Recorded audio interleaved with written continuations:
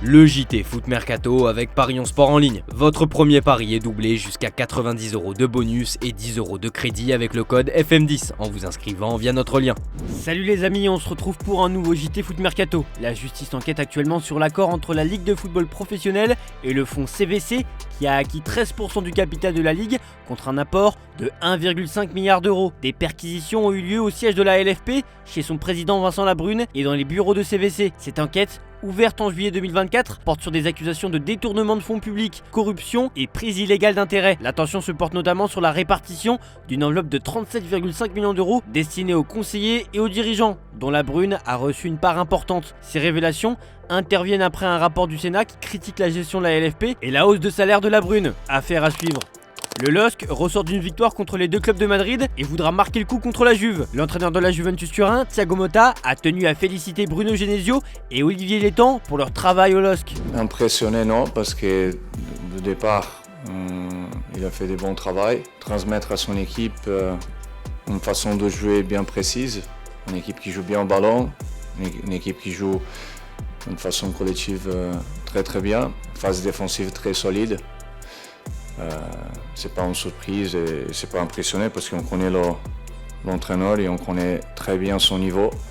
Olivier, je le connais aussi très bien, était mon directeur au Paris Saint-Germain. Et c'est sûr que Lille se trouve aujourd'hui dans cette condition, c'est grâce aussi à son travail.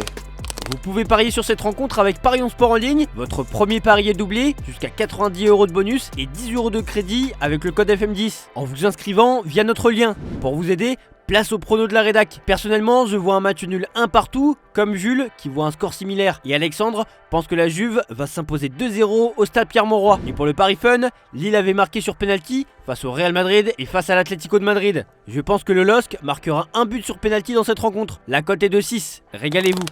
Luis Enrique a prolongé récemment avec le PSG, mais il a toujours la cote en Espagne. Selon AS, le coach espagnol serait même la piste favorite de l'Atlético de Madrid en cas de départ de Diego Simeone dans le futur. Même si pour le moment, rien de tout ça n'est vraiment concret. En 2011 déjà, Luis Enrique était semble-t-il proche de s'installer sur le banc des Rojiblancos, mais avait finalement choisi de rejoindre l'AS Roma. Malgré cet échec passé, l'Atlético garderait toujours un œil sur lui.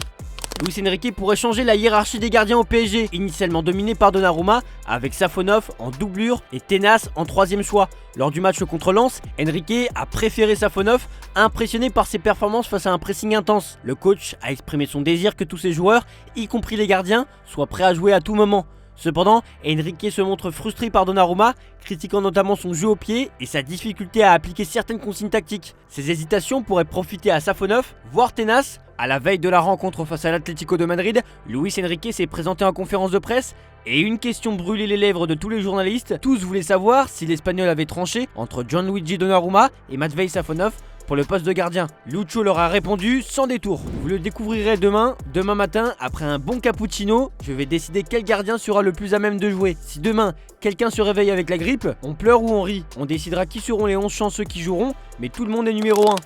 Ce soir, l'AC Milan affronte le Real Madrid au Santiago Bernabéu en Ligue des Champions. Un retour spécial pour Théo Hernandez, ancien joueur du Real. Désireux de montrer ses progrès depuis son départ, Théo est également très suivi par plusieurs clubs. D'après AS, le Français, sous contrat avec Milan jusqu'en juin 2026, attire l'attention de clubs de Première Ligue, du Bayern Munich et du PSG, qui verraient l'opportunité de réunir les frères Hernandez. Cependant, bien que le joueur soit heureux à Milan, AS note que le club n'a pas encore entamé de discussion pour prolonger son contrat. Adrien Rabiot devrait faire partie de la prochaine liste de Didier Deschamps. Selon les informations de la Provence, le milieu de terrain de 29 ans, qui commence à enchaîner les titularisations du côté de l'Olympique de Marseille, devrait faire son retour chez les Bleus lors du prochain rassemblement. Il devrait donc être présent pour les matchs face à Israël le 14 novembre et l'Italie le 17 novembre prochain.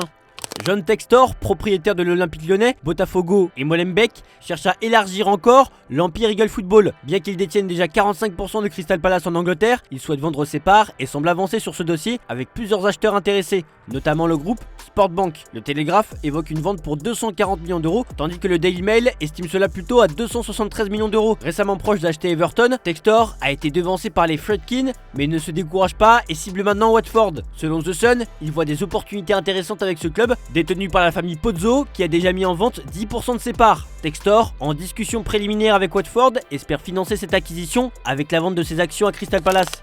Le Stade Rennais avance sur le remplacement de Julien Stéphan. Selon nos informations, Sergio Conceição est une piste très sérieuse pour les Bretons. Le coach portugais, qui présente avantage de bien connaître le championnat français depuis son passage sur le banc de Nantes, est aujourd'hui intéressé à l'idée de venir en Bretagne. Pour rappel, l'ancien entraîneur de Porto avait déjà eu des contacts en Ligue 1 cet été, notamment avec l'Olympique de Marseille, qui lui avait alors préféré Roberto De Zerbi. Mais le club breton garderait aussi un œil attentif sur Habib Beye, et c'est France Bleu Armorique qui évoque cette piste. Le Sénégalais de 47 ans, libre depuis son départ du Red Star en fin de saison dernière, pourrait venir accompagné de Mathieu Le Scornet.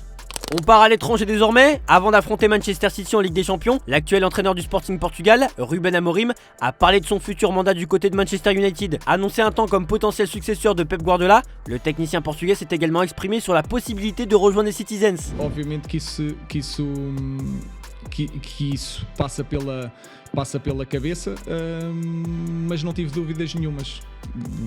A minha decisão está tomada e está tomada porque é aquele clube que eu quero, é aquele contexto que eu quero e é ali que eu quero fazer, continuar a minha carreira. Portanto, obviamente que isso passa pela cabeça, mas não quando decidi pelo clube que eu quero e não quis mais nada. Portanto, essa decisão, obviamente pensei nisso, mas não houve lugar para indecisão, digamos assim. Era o Manchester United que eu queria e portanto foi isso que eu fiz. Le début de saison de Kylian Mbappé au Real Madrid est surveillé de près avec des attentes élevées de la part du club. Malgré des statistiques honorables avec 8 buts et 2 passes décisives en 14 matchs, il n'a pas encore vraiment réussi à pleinement s'imposer comme un attaquant décisif. L'une des critiques principales est son manque d'implication défensive, une lacune qui avait déjà été pointée à Paris par Luis Enrique. Relebo a expliqué que Carlo Ancelotti et certains joueurs madrilènes sont préoccupés par le fait que le français ne fasse pas suffisamment d'efforts défensifs. Cela expliquerait une partie des problèmes des champions d'Espagne cette saison. Le média espagnol a ajouté que l'Italien attendait plus d'efforts sur cet aspect du jeu de la part de sa recrue star, et il n'est visiblement pas le seul. Ce mardi, le quotidien L'Équipe révèle que plusieurs personnalités importantes de l'écurie espagnole ont recadré Mbappé après la défaite du Classico. En effet, ils lui ont rappelé qu'il devait vraiment devenir un leader dans le vestiaire. Même chose en ce qui concerne le terrain, où tous attendent beaucoup de celui qui a été recruté pour devenir une grande star et non un joueur comme un autre dans l'équipe. Mbappé a ainsi l'opportunité de prouver sa valeur lors du prochain match contre l'AC Milan en Ligue des Champions. Et il n'y a pas que Kylian Mbappé qui a reçu un avertissement. La semaine dernière, Vinicius a vécu des jours difficiles. Après la défaite lors du Classico, il a appris le lendemain qu'il ne gagnerait pas le Ballon d'Or, lui qui était pourtant le grand favori. Pour se vider l'esprit avant ces matchs, Vinicius passe pas mal de temps avec ses proches, bravant au passage un interdit. En effet, Relebo explique qu'il joue très souvent au paddle. Problème, le Real Madrid interdit strictement à ses joueurs de pratiquer ce sport par peur d'une blessure. Vinicius Junior, dont les récentes photos raquettes à la main n'ont pas été appréciées, n'est pas le seul à braver cet interdit puisque Dani Ceballos ou Dani Carvajal ont déjà été vus sur des terrains. Luka Modric et Rodrigo, eux aussi, sont piqués par cette discipline. Ils ont d'ailleurs investi dans des clubs madrilènes. Relebo ajoute que les joueurs madrilènes ont des terrains chez eux et vont jouer chez des amis pour éviter de se faire prendre par le club, qui est mécontent de cette nouvelle pratique. Comme eux, des membres du staff jouent aussi régulièrement, précise le média ibérique.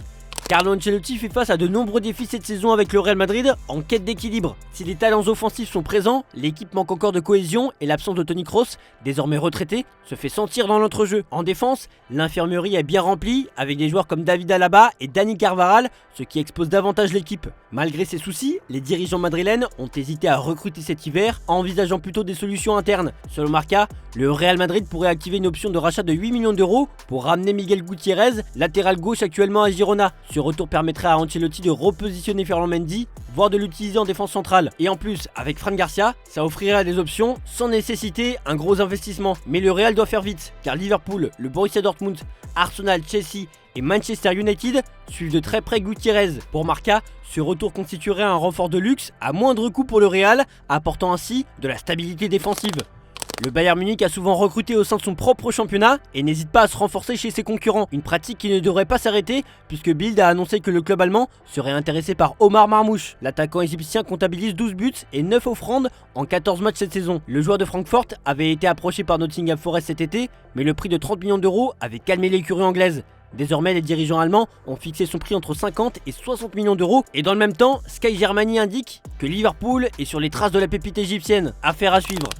Le FC Barcelone pourrait à nouveau faire preuve de créativité financière pour tenter de recruter Victor Gyökeres, attaquant fort du Sporting Lisbonne. Le Suédois, auteur de 20 buts en 16 matchs cette saison, a attiré l'attention des grands clubs européens et le Barça semble prêt à exploiter plusieurs options pour réduire le coût de son transfert. D'après certaines informations, Gyökeres aurait une clause lui permettant de quitter le Sporting pour 60 à 70 millions d'euros, bien en dessous des 100 millions d'euros initialement demandés. Le club catalan pourrait ainsi inclure Victor Roque, prêté au Real Betis, mais suivi par le Sporting dans une future transaction. Le Barça n'a pas encore reçu la totalité du paiement pour Francisco Trincao, un joueur qui a été transféré au Sporting, et le Barça pourrait renoncer à cette somme en échange d'une réduction sur le transfert de Gyökeres. Neymar s'est une nouvelle fois blessé et hier soir après la rencontre, ses adversaires se sont disputés pour avoir son maillot. Malgré sa situation actuelle, le Ney reste une icône aux yeux de tous. C'est notre image du jour, je vous remercie de nous avoir regardés et on se dit à demain pour de nouvelles vidéos sur Foot Mercato.